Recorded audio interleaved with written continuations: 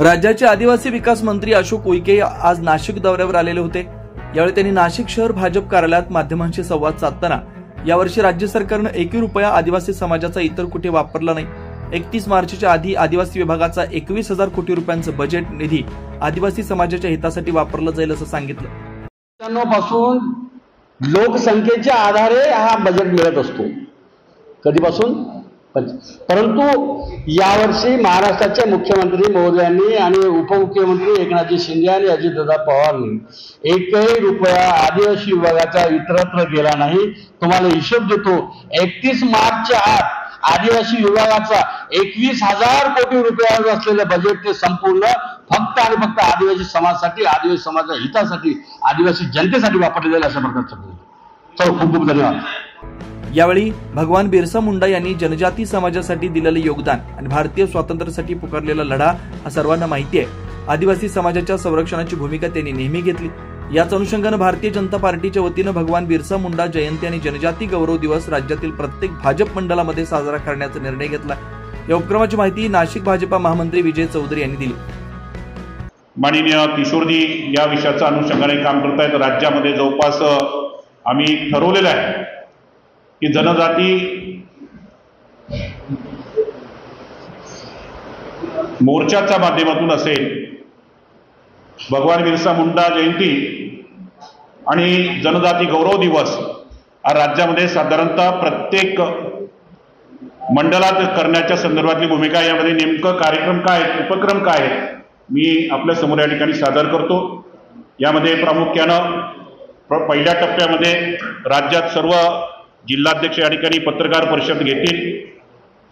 त्यानंतर 8 तारखेपासून तर 16 तारखेपर्यंत हे अभियान चालेल। 8 तारखेला या अभियानाची या ठिकाणी सुरुवात होईल आणि 16 तारखेला हे अभियान या ठिकाणी संपेल।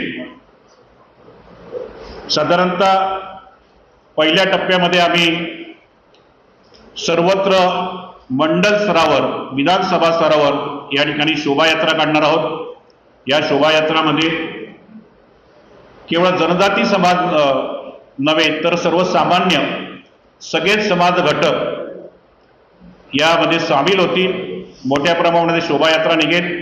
यामध्ये भगवान बिरसा मुंडा यांची प्रतिमा असेल, जनजाती समाजाचे आमचे बंधू भगिनी पारंपरिक वेशात, त्या व्यतिरिक्त नृत्य, ढोल पथक यानं ते सामील होतील।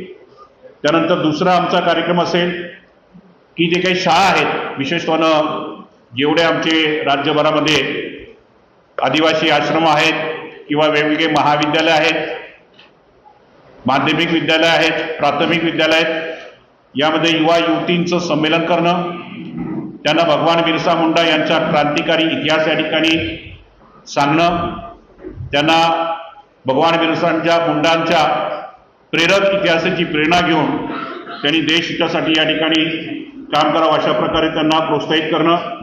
या व्यतिरिक्त साधारणतः राज्यभरात ऑनलाईन असेल, ऑफलाईन असेल, वक्तृत्व स्पर्धा असेल, निबंध स्पर्धा असेल, रांगोळी स्पर्धा असेल, या स्पर्धा भरवणं।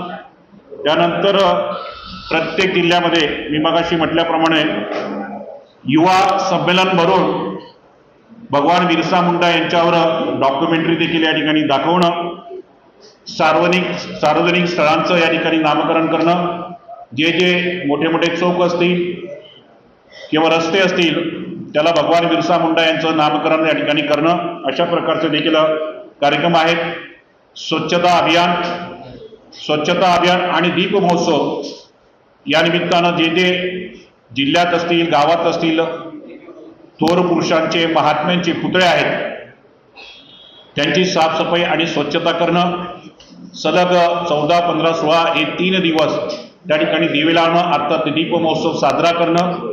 या व्यतिरिक्त जनजाती समाजामध्ये मोठ्या प्रमाणामध्ये डॉक्टर आहेत, प्राध्यापक आहेत, वकील आहेत, इंजिनियर आहेत, शिक्षक आहेत, साहित्यिक आहेत, लेखक आहेत, पत्रकार आहेत, उद्योगपती आहेत, विविध मोठे काम करणारे व्यक्ती आहेत। अशा व्यक्तींचा मेळावा घेणं आणि मेळाव्याच्या माध्यमातून त्यांना भगवान बिरसा मुंडा पुरस्कारानं या ठिकाणी सन्मानित करणं, केंद्र आणि राज्य अर्थात प्रधानमंत्री श्री नरेंद्र मोदी सरकारच्या योजना आणि राज्यातील देवेंद्र फडणवीस सरकारच्या योजना या निमित्तानं जनजाती समाजापर्यंत पोहोचवणं. 9 न्यूज महाराष्ट्रासाठी प्रतिनिधी इसाक कुरेशी, नाशिक.